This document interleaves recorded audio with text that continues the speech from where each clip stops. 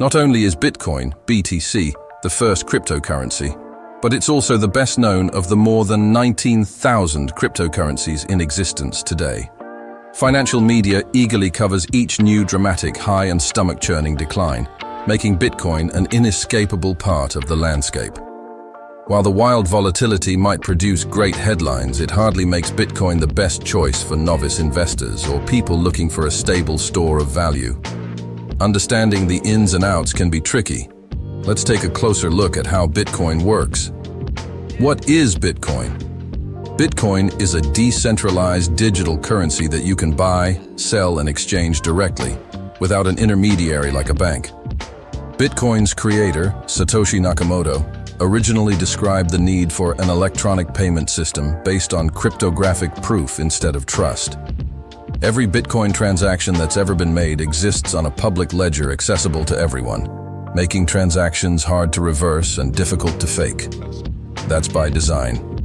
Core to their decentralized nature, Bitcoins aren't backed by the government or any issuing institution, and there's nothing to guarantee their value besides the proof baked in the heart of the system.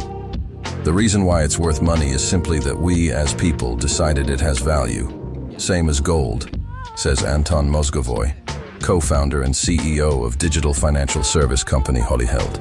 Since its public launch in 2009, Bitcoin has risen dramatically in value. Although it once sold for under 150 per coin, as of June 8, 1 BTC equals around 200. Because its supply is limited to 21 million coins, many expect its price to only keep rising as time goes on, especially as more large institutional investors begin treating it as a sort of digital gold to hedge against market volatility and inflation. Currently, there are more than 19 million coins in circulation. How does Bitcoin work?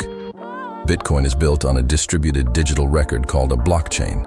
As the name implies, blockchain is a linked body of data made up of units called blocks containing information about each transaction, including date and time, total value, buyer and seller, and a unique identifying code for each exchange. Entries are strung together in chronological order, creating a digital chain of blocks. Once a block is added to the blockchain, it becomes accessible to anyone who wishes to view it, acting as a public ledger of cryptocurrency transactions, says Stacey Harris, consultant for Pelicoin, a network of cryptocurrency ATMs. Blockchain is decentralized, which means it's not controlled by any one organization. It's like a Google Doc that anyone can work on, says Buchi Okoro, CEO and co-founder of African cryptocurrency exchange Coinbase. Nobody owns it, but anyone who has a link can contribute to it. And as different people update it, your copy also gets updated.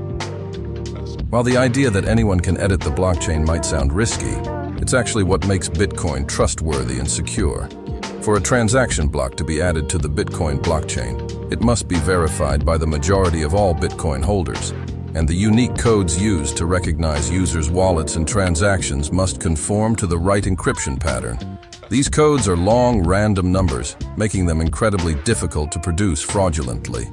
The level of statistical randomness in blockchain verification codes, which are needed for every transaction, greatly reduces the risk anyone can make fraudulent Bitcoin transactions.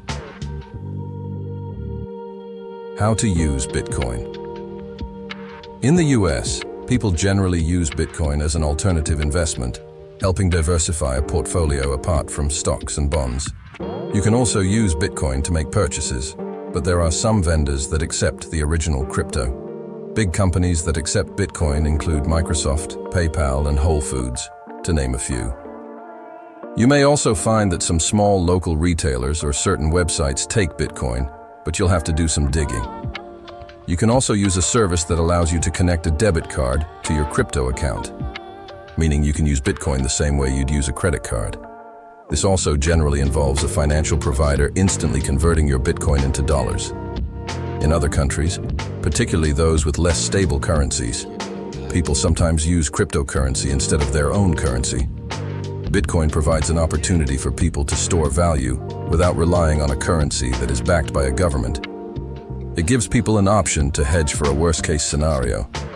You're already seeing people in countries like Venezuela, Argentina, and Zimbabwe, countries heavily in debt, where Bitcoin is getting tremendous traction.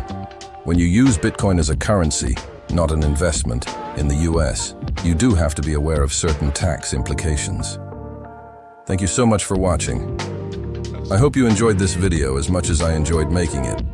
If you found value in what you saw, don't forget to give it a thumbs up and leave a comment below, sharing your thoughts or suggestions for future content. Remember to hit that subscribe button and turn on notifications so you never miss out on any of our latest uploads. Your support means the world to me, and I can't wait to see you in the next video. Until then, take care and stay awesome.